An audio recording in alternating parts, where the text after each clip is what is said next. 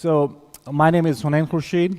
I'm working in Saudi for last 18, 19 years by now into financial transformation, and now I'm working with the government projects. So the topic today brings us to the funding and financing for the city scale projects. That's my last 3 to 4 years work.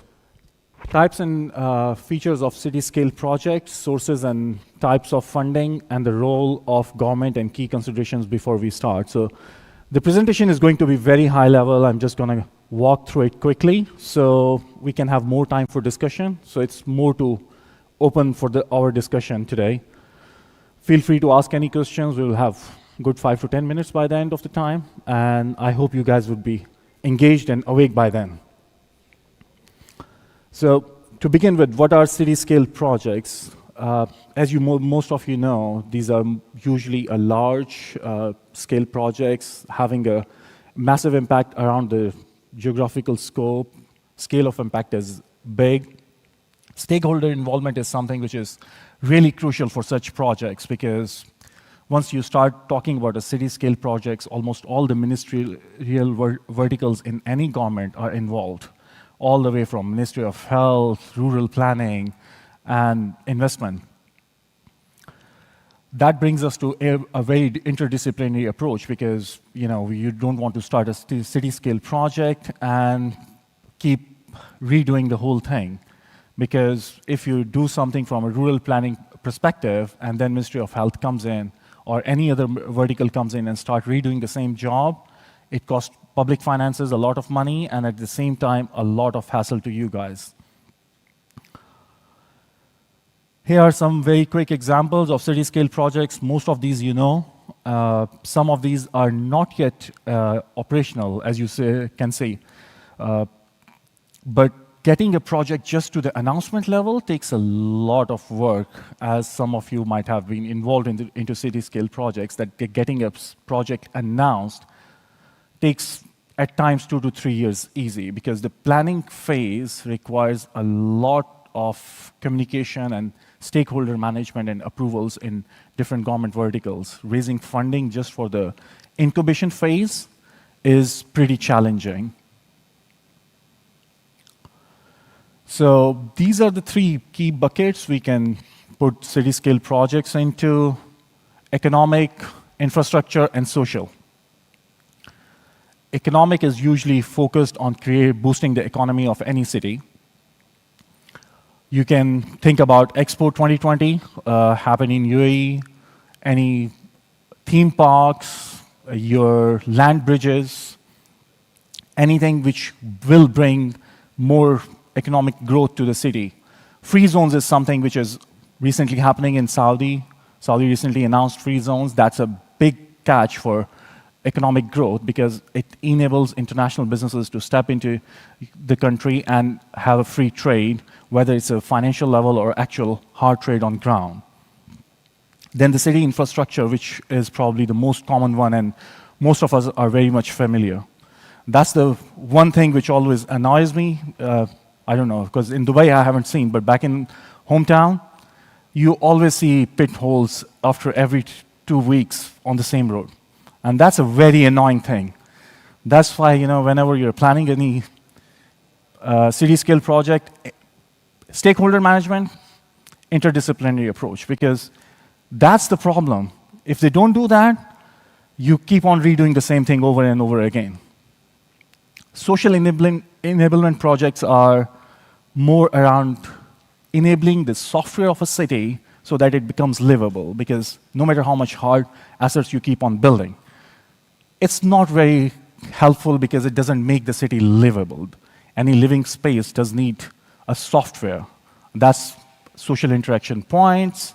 People are much more happier when they can interact. So on this vertical, we have libraries, we have any social interaction point, and at the same time, if someone does anything wrong, we have judicial system and jails as well, right? So next thing is 6 key features of city-scale projects. As I have already mentioned, tenure is very long, because just the incubation takes at least 2 to 3 years, depending on the scale of a project. And at times, if it's a really massive project, we are talking about 5 to 7 years just in incubation period. And I know it might sound a bit too much. Given the scale and the impact these projects create, that's really the time you need minimum. Investments are very heavy upfront.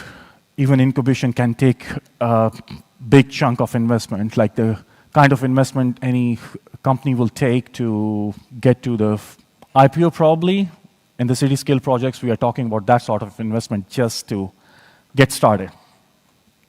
The risks are very high because these projects are very prone to politics. These projects are very prone to any changes into governance, whether it's a legal change, you're talking about international politics, local politics, communal changes, changes in society. Because the tenure is long, there's a lot of moving targets. So if these are not planned well in advance, the risks are extremely high that the project would get stopped in the middle. And we have definitely seen many examples across the globe, to the extent that in China you can see many ghost cities as well. We all probably would have Googled that at some point in time. Environmental impact is, again, something you can't really escape from that, but at the same time, given today's focus on ESG, you can mitigate the impact. There's no way you're going to go 100% environmental friendly. Yeah, documentation-wise, that works, and I know media works for that, but the real impact is always there to some extent. Funding sources are very limited given the high risk, and the returns are like 10 to 15 years down the road. Project management is the most difficult part. I wish I can use the right word here, but it's a public forum. But the coordination about all the different verticals, given the red tape, and at the same time, you're looking 15 years down the road when the world is ever changing, especially we are living in a time which is probably having the most change every year, which we haven't seen over the last couple of decades even. Financial returns and uncertainty with heavy investments. Again, pretty much the same thing, quickly, uncertain returns, long incubation period, heavy upfront investment. The last part is a bit tricky because the balance sheet is large. Most of us are from finance background, if I'm not mistaken, at least half of the population, right? So the challenge becomes you can't raise debt for such projects. Even if you do, the rates are low, but repayment is trickier, given that the operational income is at times either non-existent or very low to cover even the interest component of that. These are major 8 risks.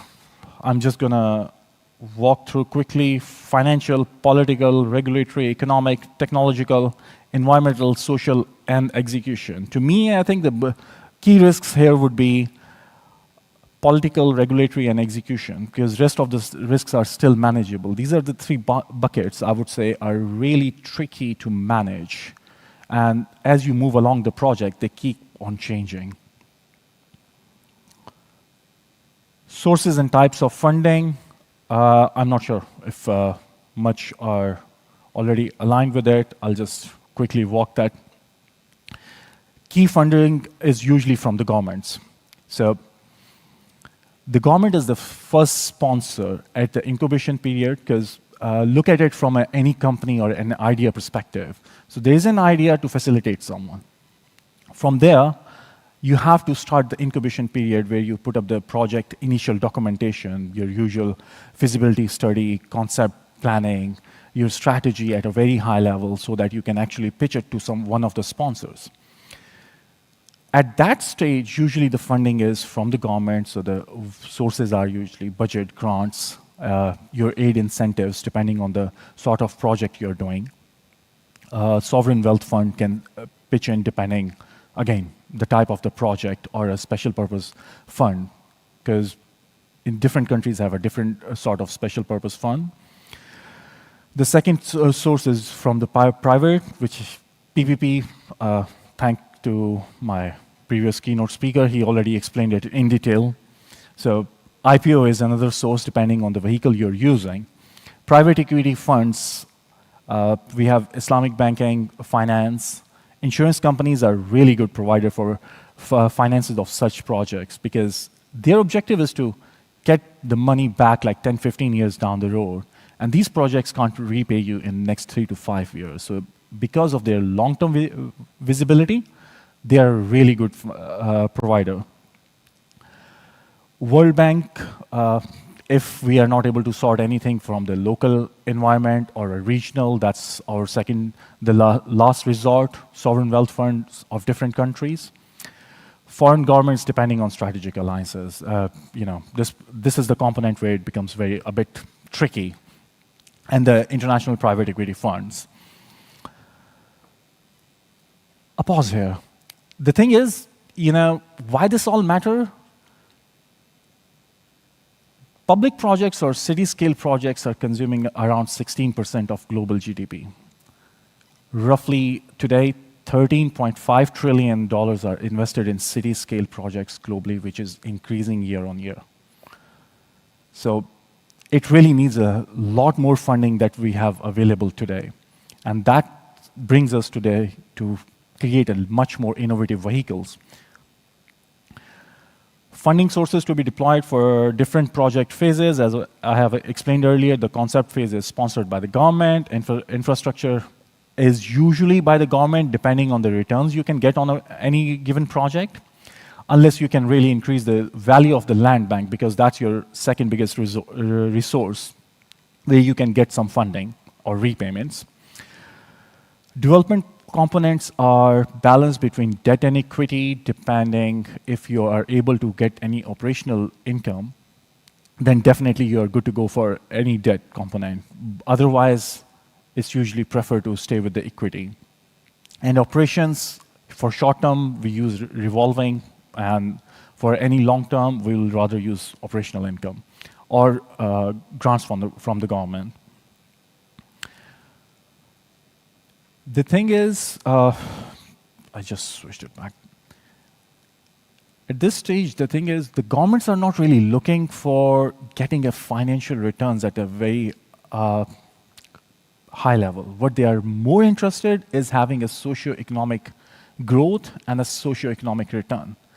What matters to most of these governments and investors is to create a socio-economic growth. Your GDP increases, your FTE numbers increases, your unemployment rates goes down. These are the factors everyone is looking at, not usually interested in the usual ROI stuff, because that's more on the investment side, not at a state level. A quick financer's view on the type of financing on risk and tenor metrics. Just a very, very quick snapshot, so helps us to have a quick discussion.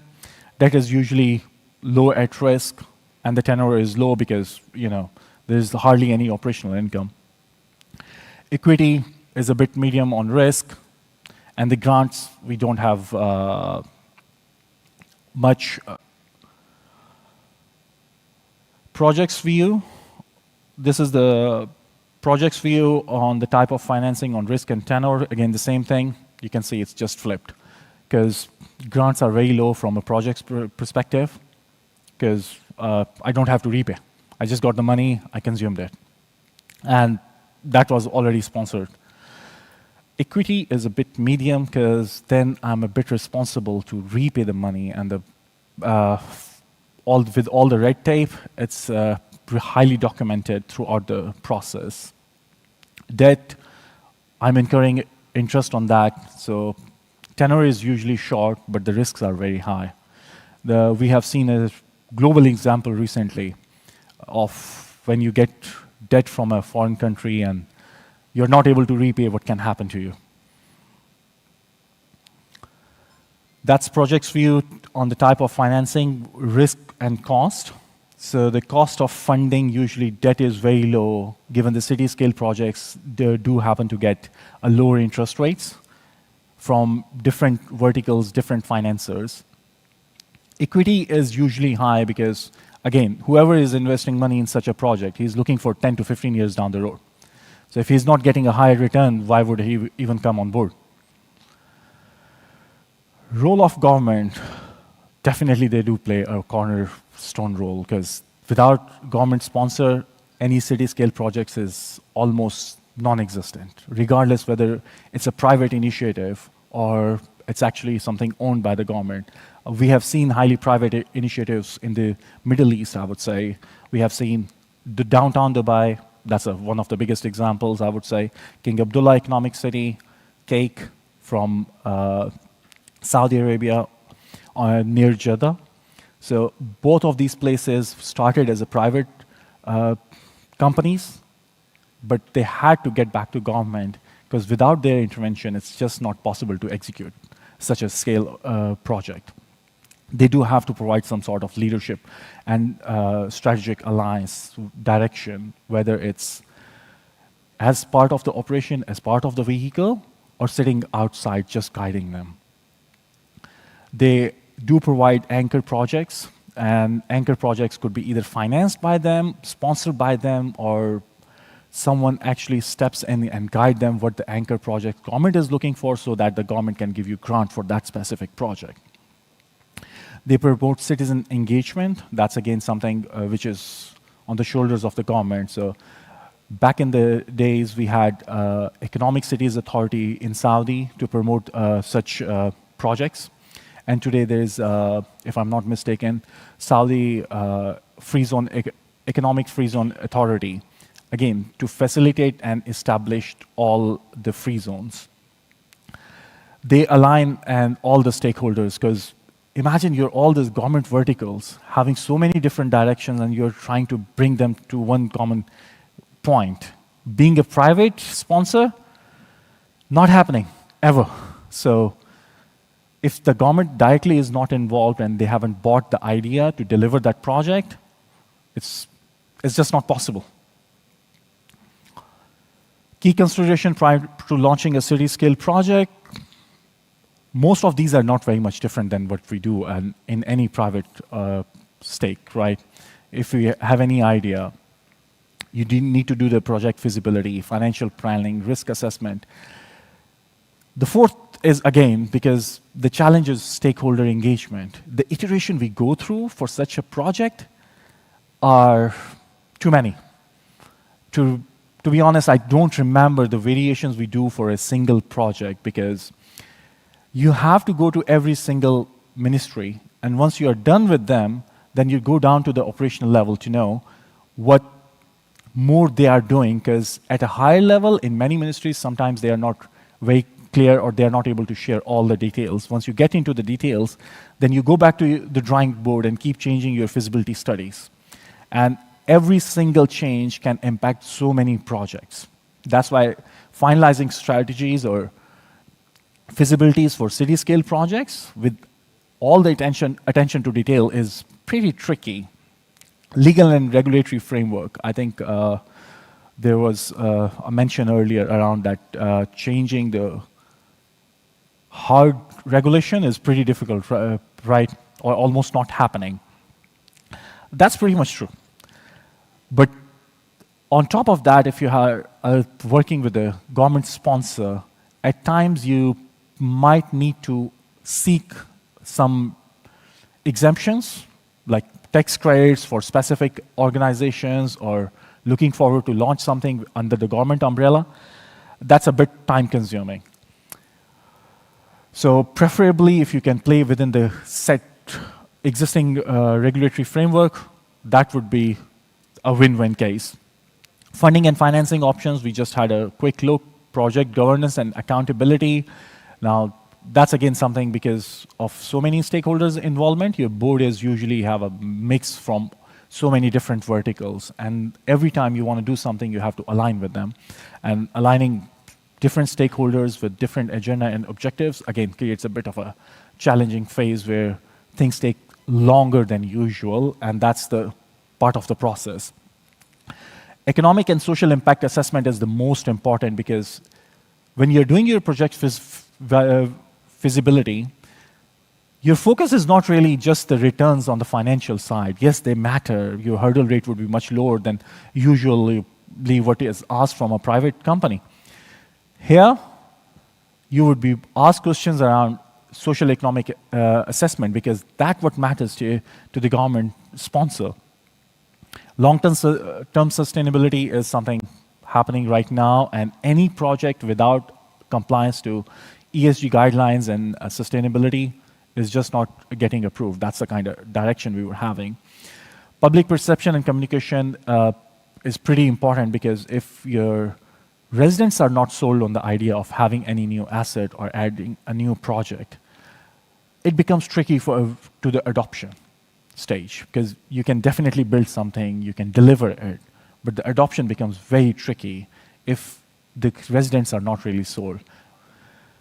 With that, it's a quick recap what we covered. Thank you for listening, and I hope you guys are still awake and ready to ask questions. Okay. Any questions?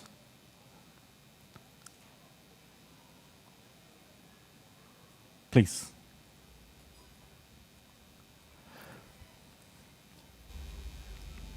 So, what are your thoughts on things like bonds and things that can collect from the local community to sustain these developments? Sorry? Can you speak a bit louder? Can't hear. Yeah, I can. So I'm talking about, in terms of financing options, sometimes governments raise bonds from the local communities. Is that something that you feel is a sustainable thing for such kind of projects that you have in mind? Yes, it is. So the thing is, if you can raise funding directly from the residents of any space, whether it's through raising bonds or doing an IPO, because IPO is, again, getting a bit of attention given that such projects are now formed under private entity and then they float. Raising bonds helps you with the lower interest rates and the payback period is longer. So that's a bit of a thing which is happening right now. On top of that, I think now what governments are trying to do, instead of raising bonds at a central level, because bonds is not something I would say happened newly. It's just the naming analogy we keep on changing. It's the same bond we used to have like 30 years back, and today we just name them sustainable bonds. We didn't name them green bonds. It's the same instrument, right? But now it's happening at a decentralized level. So you're raising bonds or issuing bonds directly related to a specific project and not a state level. So that kind of buys in public much quicker. So I would say it's a good way to actually win the public at an early stage, and at the same time it helps you raise funding. Any other question? Yes, please. Hi, good morning. Am I audible? Sorry? Are you able to hear me? Am I audible enough? Yeah, it's just the... Delayed? Yeah. Right. So while you were talking in your speech, I heard about the tenure of these projects which take in and the time it takes for them to get announced. In your experience, how much do you think is the political diaspora of any country reflects in these projects from the announcement stage to when it actually comes to life? So the thing is, these projects are highly prone to political situations, highly, because, again, depending on the governance of any country, if you're talking about countries where they are much more democratic, I think that most of those countries, at least in the Asian side of the world, suffer from it. Getting anything moving which is really delivering results and getting funding for that, wish you luck. As long as it's serving the political agenda, you'll get your money, regardless, whether it's from the local space or the international space. But if you're working in any space where the political structure is much more stable and the direction of the country is defined once and then the whole country is moving into that direction, yeah, it's pretty much easy to get the money if you're delivering on those KPIs which are set. Because I can give you a few examples, it's just that I don't want to name any country. any country. I just don't want to name because it's a public space. So, but you must have seen projects dying, which are probably the star projects. These are the projects which can go down 10 years down the lane, and these are going to be your cash cows for next 100 years, could be. Just not happening. Why? Exactly what you said. It's the political situation in that country. You had a question, sir? Yes, please.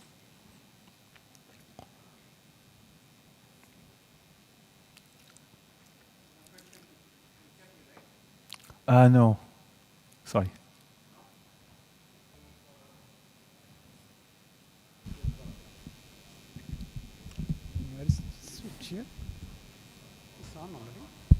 Yeah. Okay. Now, despite all this, the feasibility, financial due diligence, external consultants' reports, and many projects do fail, or it may not achieve their desired returns for the equity or the investors. What, according to you, are the key main reasons for such failure? So, if I heard you clearly, you're saying despite having all the feasibility studies and all these detailed analysis upfront, why do many projects still fail, right? Or don't achieve the desired returns for the investors? Either way, both are same, yeah. Still a failure. Either they don't get delivered or they don't deliver the KPIs, right? See, the thing is, we are living in the really ever-changing time. In my own life, I think I probably have seen things going in existence to non-existence. I'm not sure. Yeah, thank God. At least the crowd would be familiar with floppy disk. Does anyone remember? Good. So we are probably from the same era. See the amount of change we have seen. I remember that a single game used to be played by 4 or 5 different floppy disks of probably this size at a 486 machine. And today, the computing power, we are talking about quantum mechanics and quantum computing. That's the change we had over the last 30 to 40 years. Has ever anyone planned a city-scale projects 20 years back, could have took 5-7 years in incubation? By the time the project actually got announced, all the mechanics has changed. We were just having a discussion around smart cities. The initiative is not older than probably last 5 to 7 years. And still today, people are learning about it. So imagine if you had a project announced 10 years back around delivery, whether it's waste management, transportation, or any sort of city-scale impact. It's not going to deliver on any KPIs. So it's an ever-moving target. So I would say that's the biggest risk we are having, apart from politics, obviously. Yes, sir. Please.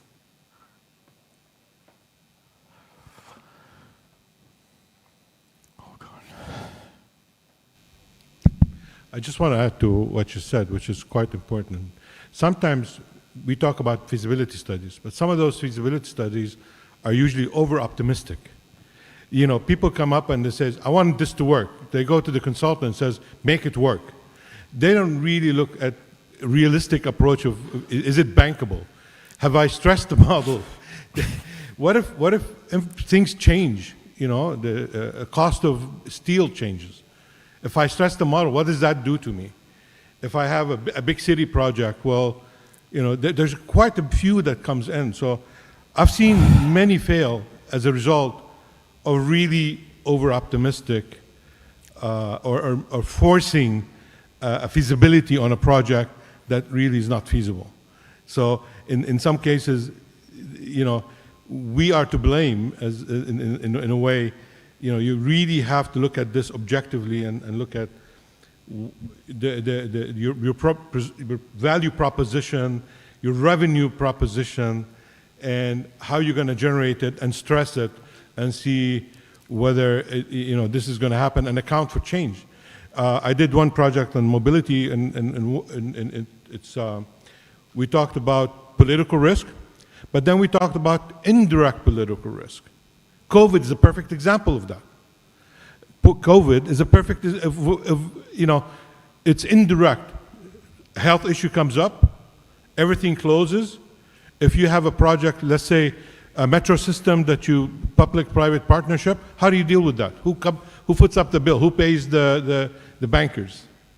So a lot of these issues have to be taken into account right in the beginning. Risk assessment, as you said, is really, really important. I just wanted to add a point to that. Thanks. Thank you. Thanks for the comment. Any further questions? Nothing? We can cut it off. Thanks a lot for listening. Have a good day.